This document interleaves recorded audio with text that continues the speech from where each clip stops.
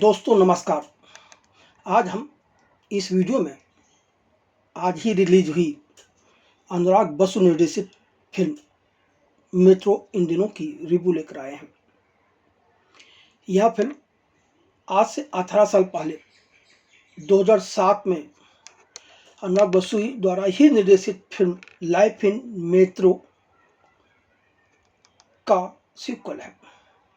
Life in metro में इरफान खान और कोकना सेन शर्मा की जोड़ी थी, जबकि सीक्वल फिल्म मेट्रो इन दिनों में सिर्फ कोकना सेन शर्मा ही पिछली फिल्म में से यहाँ दोहराई गई हैं, बाकी नहीं है। लेकिन इस फिल्म में भी 4 दंपतियों की कहानी है, पर इस बार कहानी सिर्फ बम्बई की नहीं बल्कि 4 अलग अलग पीढ़ी व 4 अलग अलग शहर का प्रतिनिधित्व करने वाले दंपतियों माने कपल की है।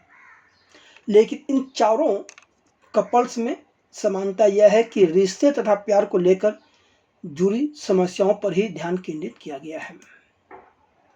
यूं तो हर रिश्ता बड़ा नाजुक होता है और हर रिश्ते को संभालना हमारी जिम्मेदारी होती है, लेकिन इंसानी महत्वाकांक्षाएं व सुख दुख के बदलते पैमाने इन रिश्तों को तोड़ने में अहम भूमिका निभाते रहते हैं। तो वहीं प्यार पर कब सेक्स या हवस हावी हो जाए कहना मुश्किल है, और जब जब ऐसा होता है तब भी समस्याएं पैदा होती हैं। अनुराग बसु ने मेट्रो इन दोनों को आध्यात्मिक सीक्वल का नाम दिया है। इसमें अध्यात्म कहाँ है पता नहीं, लेकिन 18 साल पहले वाला असर मेट्रो इन दोनों में नजर नहीं आता, जबकि यह फिल्म डिजिटल युग में इंसानी जज्बातों, भावनाओं, कश्मकश, बदलते रिश्तों, प्यार, सपनों, इच्छाओं की गतिशीलता के साथ साथ प्यार की अलग अलग धारणाओं को लेकर के भी बातें करती है, और प्यार के प्रति जो एक आकर्षण होता है उसको भी एक और अलग आयाम तक इस फिल्म में चित्रित किया गया है। कहानी, जहाँ तक कहानी का सवाल है तो 2 घंटे 40 मिनट की लंबी अवधि वाली फिल्म मेट्रो इन दिनों की कहानी के केंद्र में, जैसा कि मैंने पहले बताया, 4 बड़े शहर मुंबई, दिल्ली, कोलकाता और बंगलोर के 4 दंपति हैं, लेकिन कुल 9 किरदार हैं। इनमें से एक दंपति कोलकाता शहर का संजीव, जिसमें किरदार में शाश्वत चटर्जी हैं, और शिवानी जिस किरदार में नीना गुप्ता हैं। इनकी 2 बेटियां हैं, काजोल के किरदार में कोकना सेन शर्मा और चुमकी के किरदार में सारियाला खान। पिछले 40 साल से शिवानी और संजीव शादीशुदा जिंदगी जी रहे हैं। अब तक इनके लिए परिवार और दोनों बेटियों को खुश रहना ही मायने रखता है, लेकिन हकीकत में क्या यह दोनों पति पत्नी जैसा नजर आते हैं वैसा अपनी जिंदगी से खुश हैं? यह एक ऐसा सवाल है जिसका जवाब बहुत कठिन है, क्योंकि जब कॉलेज रीयूनियन की बात आती है तो शिवानी को अपने क्लासमेट और पुराने प्यार परिमल, जिस किरदार में अनुपम खेर की याद आ जाती है, और वह उस रीयूनियन में जाना चाहती हैं, पर पति नहीं चाहते तो वह विरोध करके चली जाती हैं। यह कहानी शादीशुदा जिंदगी के समझौते और परिवार की खुशियों के महत्व को भी कहीं न कहीं चित्रित करती है। दूसरा दंपति आकाश, इस किरदार में अली फजल हैं, और श्रुति, जिस किरदार में फातिमा सना शेख का है। आकाश संघर्षरत संगीतकार है। वह बहुत अच्छा गाता भी है, बहुत अच्छा इंस्ट्रूमेंट बजाता है, पर उसे काम नहीं मिल रहा है और उसके लिए वह संघर्ष कर रहा है। वह कई प्रोड्यूसरों, डायरेक्टरों, संगीतकारों से भी बात कर चुका है, पर बात बन नहीं रही है। यही वजह है कि आकाश और श्रुति अपने भविष्य को लेकर एक लड़ाई लड़ रहे हैं। एक दूसरे से प्यार करने वाला यह जोड़ा भी करियर के सपनों और निजी जिंदगी के बीच प्यार को संतुलित करने की जद्दोजहद में उलझा हुआ नजर आता है। देखिए, एक समस्या और है, जैसा कि फिल्म में चित्रित है उस अनुसार इन दोनों के प्यार में कहीं ना कहीं वासना या हवस ज्यादा हावी नजर आती है। दोनों के बीच इसी वजह से शायद कुछ समस्याएं भी हैं। जिसकी वजह से श्रुति बिना आकाश को बताए अपना गर्भपात करा लेती है। दूसरा जोड़ा दिल्ली का मस्त मौला व व्याविचारी ट्रैवल ब्लॉगर पार्थ इतरा किरदार में आदित्य राज कपूर और HR कंसल्टेंट चुमकी जिसमें सारा अली खान है का है। पार्थ को विवाह संस्था में यकीन नहीं है, जबकि चुमकी कंफ्यूज है। चुमकी शादी और पद्धति में विश्वास रखती है। चुमकी को व्यास उसे छेड़ता रहता है, पर वह इतनी दब्बू है कि वह इस अपने बॉस का विरोध नहीं कर पाती। हकीकत में शिवानी की छोटी बेटी और काजोल की बहन है चुमकी, जो कि दिल्ली में HR कंसल्टेंट की नौकरी करते हैं। वह अपने लॉन्ग टाइम बॉयफ्रेंड आनंद, इस किरदार में कुछ जोतवानी है, से शादी करने वाली है। लेकिन कंफ्यूजन तो है ही है। अचानक एक दिन उसकी मुलाकात पार्थ से हो जाती है, तो अब वो कंफ्यूज आती है कि इससे शादी करे ना करे। वह समझ ही नहीं पा रही है कि अब उसे ज़िंदगी में क्या चाहिए। फिर अचानक वह एक नए निर्णय पर पहुंचती है। तो यह कहानी पूरी तरह से कहीं ना कहीं रिश्ते और प्यार को लेकर जो आज की पीढ़ी के मन में कन्फ्यूजन है, उस पर रोशनी डालती है। एक दूसरा दंपति है बम्बई का मोंटी, इस किरदार में पंकज त्रिपाठी हैं, और काजोल बने जिस किरदार में कोकना सेन शर्मा है। इनकी 2 टीनेजर बेटियां हैं, पर इन दोनों की जिंदगी में सुकून नहीं है। दोनों नाम बदलकर व्हाट्सएप चैट करते रहते हैं। इन दोनों पर पत्नी में इतना विश्वास है कि आप सोच नहीं सकते हैं। जी हाँ, तभी तो काजोल मोंटी को माया बनकर होटल में बुलाकर उन्हें रंगे हाथों पकड़कर घर छोड़ देती है।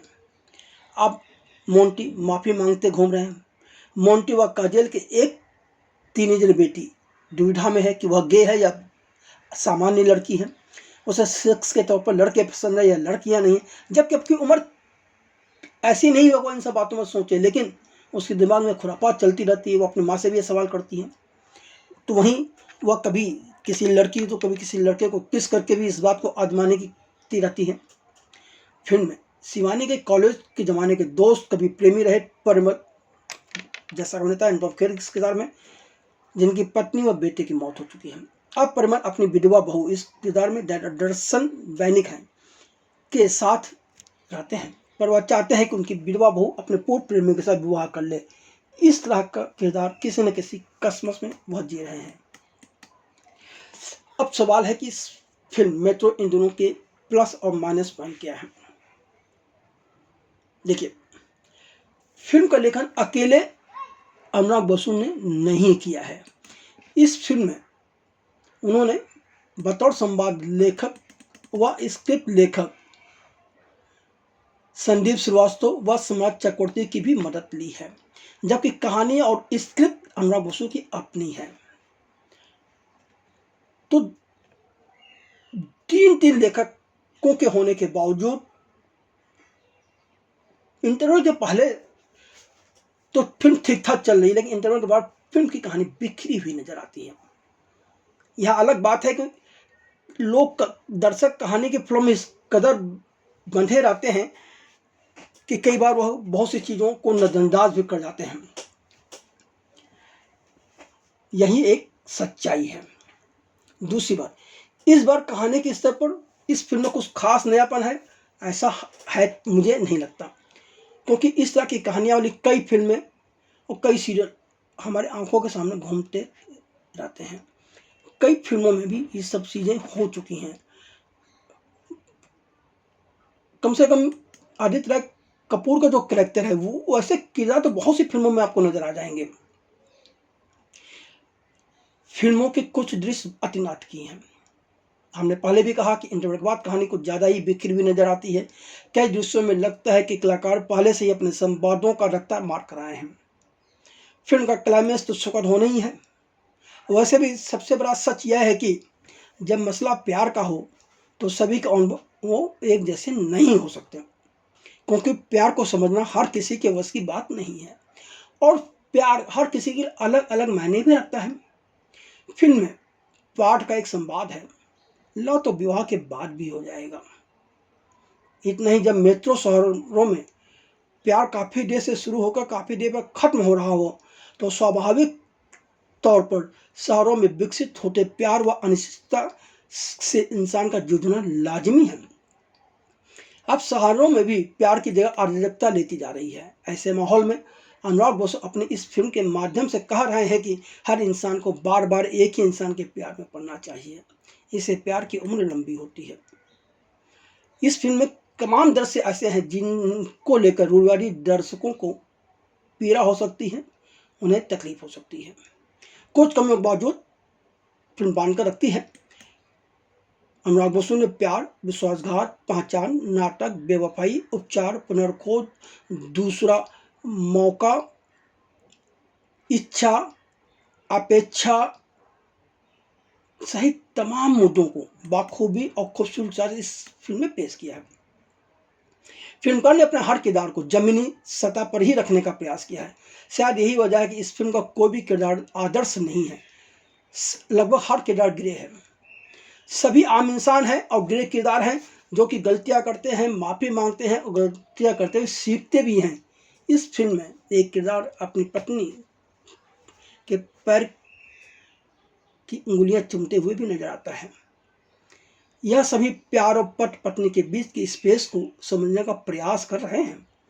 बड़े शहरों में रह रहे दंपतियों के बीच जिस तरह की भावना, जज्बात व कसमकस होती है, चाहत होती है, वह सब इस फिल्म का हिस्सा तो है।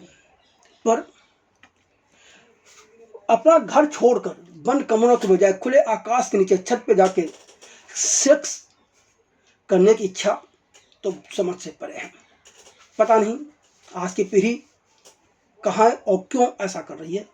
यदि इस फिल्म का ही में ये बात बताई गई है तो शायद अनुराग बसु ने सब कुछ देखा होगा। तो वहीं अहंकार और इंसानी कमजोरियां भी इस फिल्म का हिस्सा हैं। कुछ किरदार प्यार और हवस में अंतर ही नहीं समझते। प्यार का मतलब समर्पण और त्याग होता है, पर इसकी बात अनुराग बसु नहीं करते हैं। और बहुत से लोग अनुराग बसु के भी प्रशंसक हैं। उनकी राय में उनकी अनुराग बसु जो सोचते हैं वही सही है, पर ऐसा हर इंसान सोचे यह नहीं हो सकता। अब रिश्तों को लेकर बहसबाजी है, संवाद ही संवाद है, रोमांस कम हो गया है। क्या ज़्यादा जानकारी और उपलब्धता ने प्यार के इर्द गिर्द समाज रहस्य को खत्म कर दिया है? क्या व्हाट्सएप यूनिवर्सिटी ने प्यार के महत्व को कम किया है? इसी तरह के कुछ सवालों को जवाब ढूंढते हुए फिल्मकार नुकसान और लालसा के बीच हास्य की खोज भी करते नजर आते हैं। तो फिल्म में कहीं न कहीं एक सूत्रधार की भूमिका में प्रीतम, पापोन और राघव चैतन्य अपने म्यूजिक के द्वारा संगीत परोसते नजर आते हैं। इसलिए गानों की भरमार की उम्मीद फिल्म में है, पर एक सच्चा रोमांटिक म्यूजिकल फिल्म कहा जाए ऐसा मुझे तो नहीं लगता। अनुराग बसु ने कहानी के नाम पहले से नहीं बताए हैं। वह हर कहानी या यूं कहें कि हर जोड़े का परिचय कराने से पहले संगीत सुनाते हैं। यह उनका अपना एक नया प्रयोग है। अभिनय, जहाँ तक अभिनय का सवाल है तो संघर्षरत म्यूजिशियन आकाश के किरदार में अली फजल छा जाते हैं। वह असफल आकाश के दर्द को अपने अंदर समाहित करने में पूरी तरह से सफल रहे हैं। यूं तो उनके हिस्से करने को बहुत कम दृश्य आए हैं, पर अली फजल साबित करते हैं कि वह एक बेहतरीन कलाकार हैं। मोंटी के किरदार में पंकज त्रिपाठी एक बार फिर अच्छा अभिनय कर गए हैं, मगर कई दृश्यों में खुद को दोहराते हुए और छिछोरी हरकतें करते हुए नजर आते हैं। बेपरवाह, मस्त मौला, व्यभिचारी, प्यार से ऊपर सेक्स व हवस को मानने वाला युवक पाठ के किरदार में आदित्य राय कपूर कुछ अलग काम नहीं कर पाए हैं। परमल के किरदार में अनुपम खेर ठीक ठाक हटाए हैं। वह बुजुर्ग प्रेमी और जिम्मेदार ससुर के किरदार को ठीक से निभा ले गए हैं। उत्साही और जिंदगी में टूटी फूटी काजोल जिस तरह से अपनी जिंदगी की उथल पुथल को लेकर एक लड़ाई लड़ रही है, उसे पर्दे पर न्यायसंगत तरीके से उकोड़ने में कोकणा सेन शर्मा सफल रही हैं। निन्ना गुप्ता के हिस्से कुछ खास करने को आया ही नहीं है। चुमकी के किरदार में सारा अली खान निराश करती हैं। श्रुति के किरदार में फातिमा सना शेख याद रह जाती हैं। अंत में यदि मैं कहूँ तो भाई कुछ चीज़ें कहीं ना कहीं अखड़ती हैं। मसलन कोंकणा सेन शर्मा जिस बात को पसंद नहीं करते कि उनका पति दूसरी जगह हाथ पैर मारे, तो भी वह बाद में जब उनका पति उनके आगे पीछे घूम रहा है तो वह क्यों एक्स्ट्रा मार्शल अफेयर रखती हैं। यह दोहरा मापदंड क्यों है। जो चीज़ आप नहीं पसंद करती वह दूसरों को भी तो नहीं पसंद आ सकता है। इसके अलावा इस फिल्म में कई जगह कई दृश्य हैं जो अनसुलझे रह गए हैं। अनुपम खेर अपनी विधवा बहू को उससे सुखद भविष्य के लिए घर से बाहर निकाल तो देते हैं, पर उसके बाद वह उसकी सुध लेते हुए नहीं नजर आते कि उसके साथ क्या हुआ। तो कुछ कमियां भी हैं।